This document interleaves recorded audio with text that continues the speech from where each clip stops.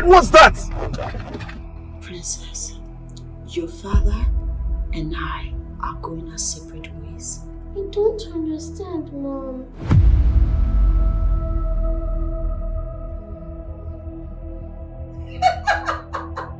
I just can't stop thinking of how foolish I've been. Look at what I did to that poor woman. This hogging her! Fred, why did you do that to me? Why did you torture me this much? Are you mad? Fred, look me in the eyes and tell me you truly want this divorce. I truly want this divorce.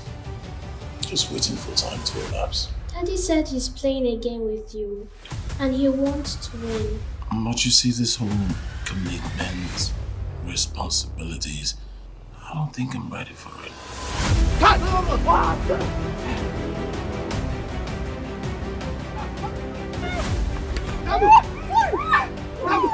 Where are you coming from?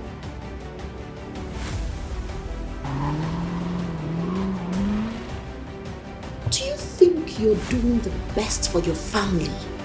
I'm doing the best for me. Including the divorce plan? Exactly.